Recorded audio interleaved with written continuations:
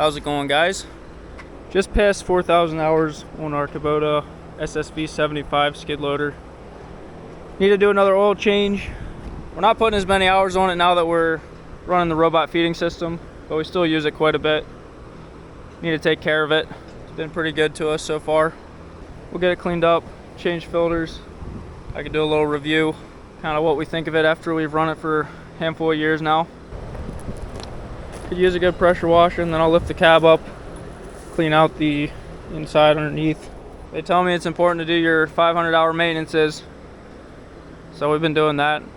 I don't know if that's making a difference or not, but it's been a reliable machine for us.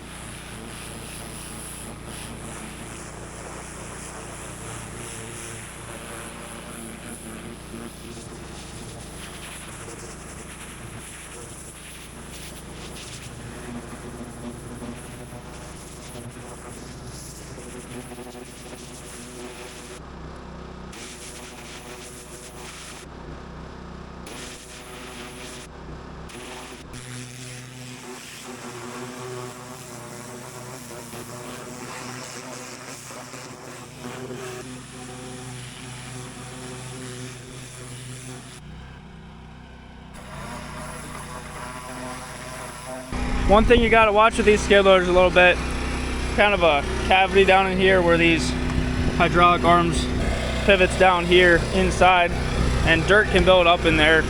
There's little drains on the bottom, gotta wash it out. I've heard guys that do dirt work need to watch for that more, because you get dirt down in there and then it freezes. You could actually break that whole cylinder there. It hasn't given us any issues, but I do have to watch that out.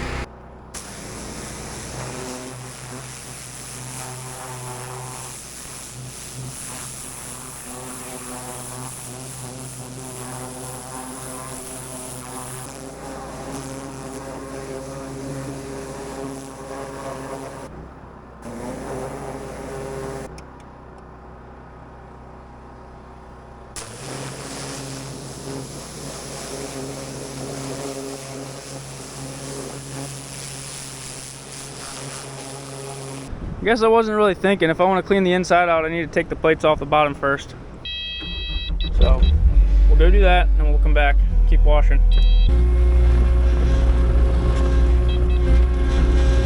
Problem is, usually scrape the ground at some point, damage these bolt heads, so you can't use a socket a lot of times.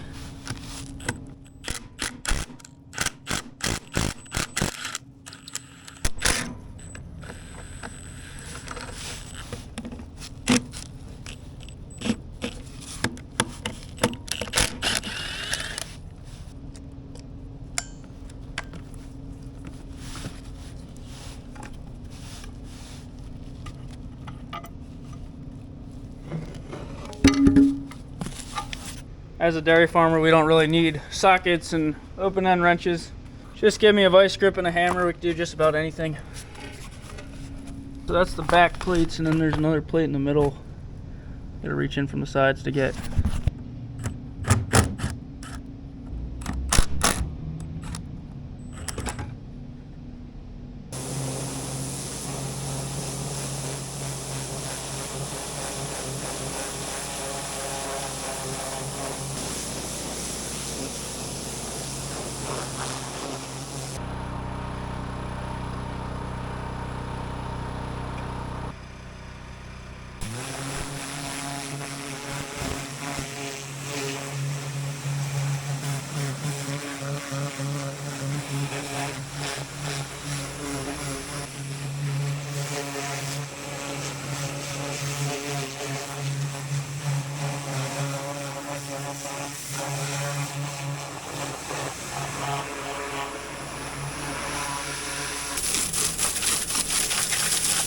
Wasn't sure I wanted to pressure wash in here. Turbo nozzle can break wires, and I don't know, probably safer just to rinse it this way.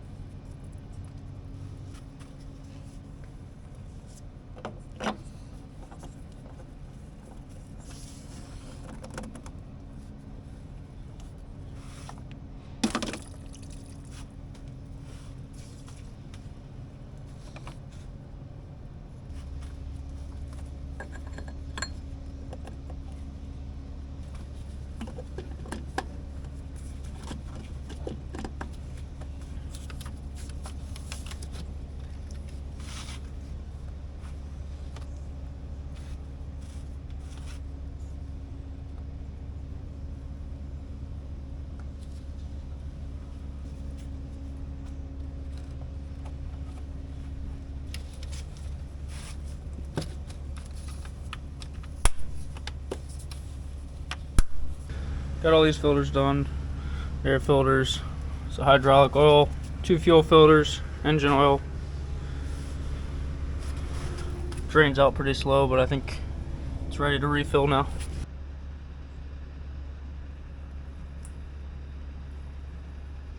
That's all good. And we got 1 filter, hydraulic filter underneath here yet.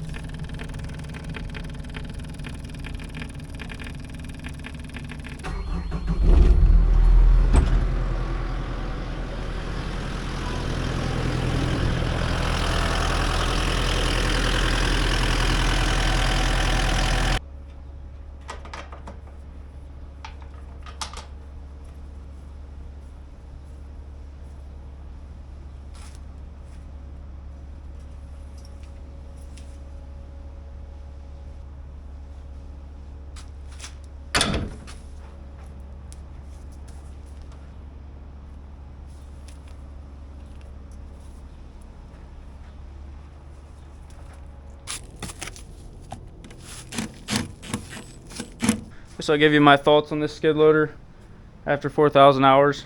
The biggest reason we were looking into Kubota was because of the door. Slides up into the ceiling. But yeah, that door is a huge deal because we leave it locked into the ceiling probably 80 or 90% of the time. It's out of the way, we don't have to worry about it. And then when we do want a door, just slide it down. One thing I kind of miss, our older New Hollands, you could lock the booms up from the inside. There was a latch. When the boom was up, you could put a pin underneath just for safety if you need to get out. Whereas this machine, there's a thing you have to do from the outside. You can stick something in the cylinder as a metal piece to hold it up, but you have to have a second person outside to do that. So that's one thing I kind of miss. Yeah, it's really nice to be able to flip the cab up, clean out underneath. It's easy to maintain this thing.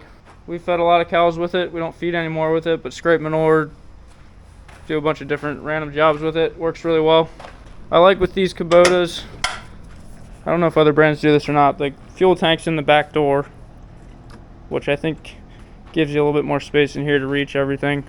And then all your cooling stuff is on the top rather than our old skid loader, which was on the back. So yeah, it's just pretty nice access to the engine and everything. We've had so few issues with this machine. It's been very reliable. We had, at one point there was one sensor or something. It was throwing an air code that we had to change. Another time there was a piece of plastic in the fuel tank. It would lose power sometimes for us, and we weren't sure what the issue was. We had someone look at it and they found a piece of plastic that got drawn into the fuel line. It was blocking the fuel flow, and there was a little hydraulic oil leak at one point that we tightened up. But yeah, very few problems with it. Our mechanic said the engines on these things sometimes give trouble. You have to watch out for certain issues. We haven't had any problems with it. So I don't have experience with a lot of brands, but I wouldn't be afraid to buy a Kubota again. It's been a good unit. So anyway, that's going to be it for this video, guys. Appreciate you watching. I'll see you in the next one.